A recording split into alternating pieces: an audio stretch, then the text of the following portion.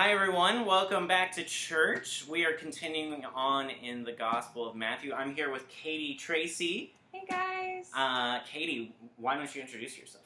Okay, so as Dylan said, my name's Katie Tracy, and I am from Hannibal, Missouri, and I go to school there as well. So I go to Hannibal LaGrange University. I'm studying business and English. What made you want to do this internship? Okay, so it's two of my favorite things kind of combined into one. I really like crunching numbers, and then I also really like working with people, and like one of my favorite things so far has been working with the kids. I love little kids. We are continuing on in Matthew chapter 10, starting in verse 26. So have no fear of them, for nothing is covered that will not be revealed, or hidden that will not be known. What I tell you in the dark, say in the light, and what you hear whispered, proclaim on the housetops. And do not fear those who kill the body but cannot kill the soul. Rather fear him who can destroy both body and soul in hell. Are not 2 sparrows sold for a penny? And not one of them will fall to the ground apart from your Father. But even the hairs of your head are all numbered. Fear not, therefore, you are of more value than many sparrows. So everyone who acknowledges me before men, I will also acknowledge before my Father who is in heaven. But whoever denies me before men, I also will deny before my Father who is in heaven. Do not think that I have come to bring peace to the earth. I have not come to bring peace, but a sword. For I have come to set a man against his father, and a daughter against her mother, and a daughter-in-law against her mother-in-law. And a person's enemies will be those of his own household. Whoever loves father or mother more than me is not worthy of me, and whoever loves son or daughter more than me is not worthy of me. And whoever does not take his cross and follow me is not worthy of me. Whoever finds his life will lose it, and whoever loses his life for my sake will find it. It's one of my favorite passages, actually. Okay. Just because it feels like a big pep talk for like the disciples, and like they're getting ready to go out, and it's just it's almost like a war cry, like for Jesus, for his disciples, telling them, "Hey, I've got your back. Your value is not in anything of this world, but in me and the Lord and God." And so, like, don't be afraid, and don't be afraid to make a ruckus, because Jesus is known for being a troublemaker. He's coming in and, like, disrupting the systems of this world. He's coming to flip, the whole way the world works, rich and poor and slave and free. Like, he's coming to do away with all of these systems. Jesus, when he calls you to follow him, he doesn't say that you'll be safe. And in fact, he almost guarantees that you're not going to be. Because I made you and I've called you, you are mine. I've got you. That's why I've always hated, like, prosperity gospel or, like, health and wealth gospel. That's all, like, or even, like, these self-help books and kind of Christian-y self-help books that's like, oh, you're going to achieve your dreams and everything's going to be great and you're going to get everything that you want if you just pray this prayer the right way. And obviously Jesus is saying, like, it's not, like you said, it's not going to be easy. In fact, it's going to be hard. But the promise is not that we're not going to have problems. The promise is that Jesus is going to be with us in the midst of that, that he's going to be faithful, and that he's actually calling us into something better, because he says, if you lose your life for my sake, then you will find it. It's living in the world and not of it, things like that, where it's, you are very much a part of life, you're living it with other people, and you're embracing that, but your joy and fulfillment is not based in that particularly. It's based in who Jesus is. In particular, coronavirus, when that all hit, and like my entire schedule blew up with school, because I was like, oh, just have to do homework, and I can't see people, and I can't communicate and talk with them as much as I'd like. That was really hard to stay connected to that identity. I think it's easy to, say, hey, Christ is great. You've got this new identity with him, but it's also easy to get lost in like your thoughts and stuff like that. How those thoughts can almost like it's a cycle of thoughts, and you kind of have these negative thoughts that keep repeating in your mind and stuff, and so it almost you need that sense of community to sometimes get out of your own head, and sometimes to see that like, oh, all these things that I was worried about are really just my own worries, just kind of festering. What kind of got you out of that?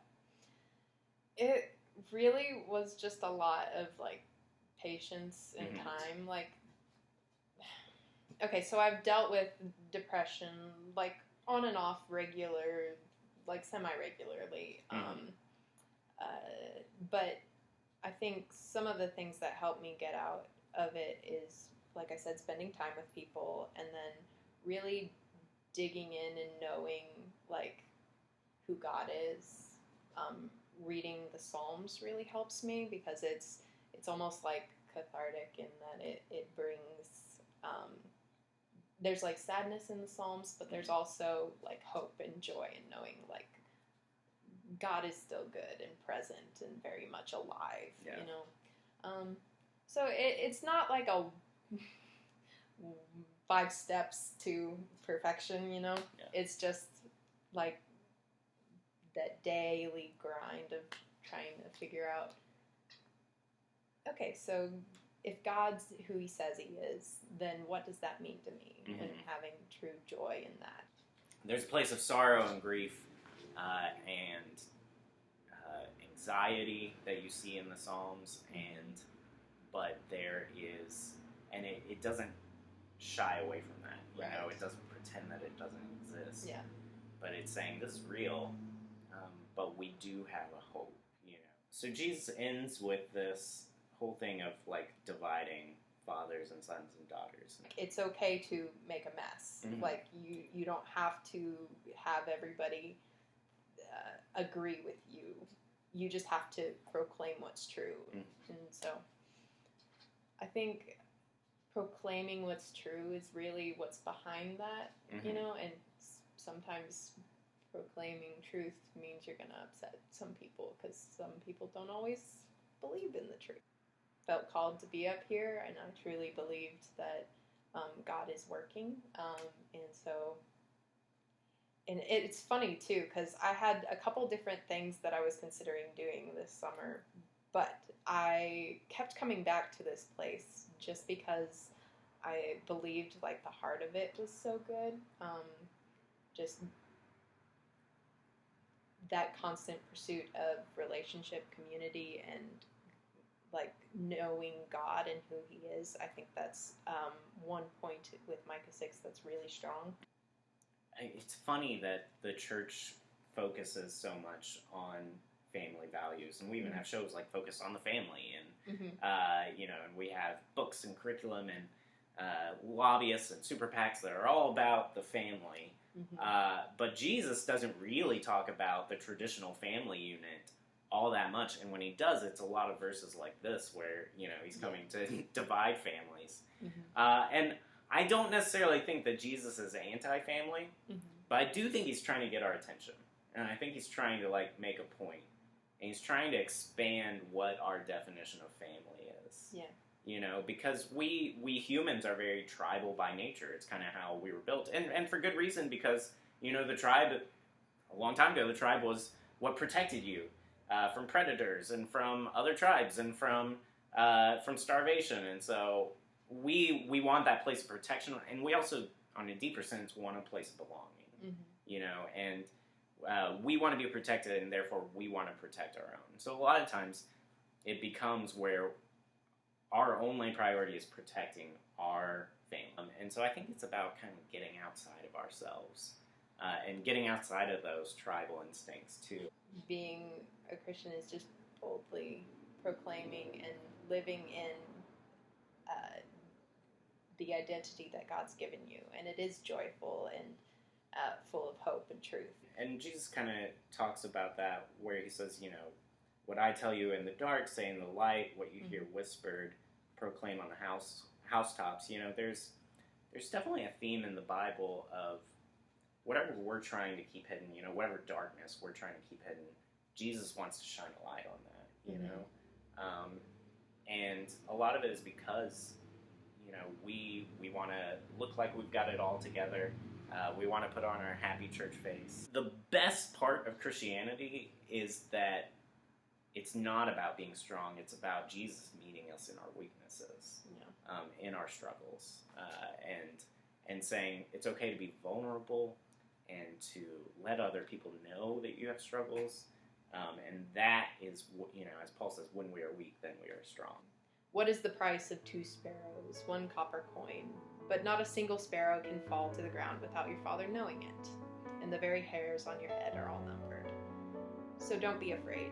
You are more valuable to God than a whole flock of sparrows. And just every time that I read anything like that, it's so encouraging to me, because I struggle a lot with my personal value and what have I ever done, to be worthy of God and just the sacrifices that He's made. But God doesn't see us in that light. He doesn't view our actions as giving us more or less value. We have value because we're made in God's image. Our worth is not in the things that we do or the things that we accomplish. Yeah.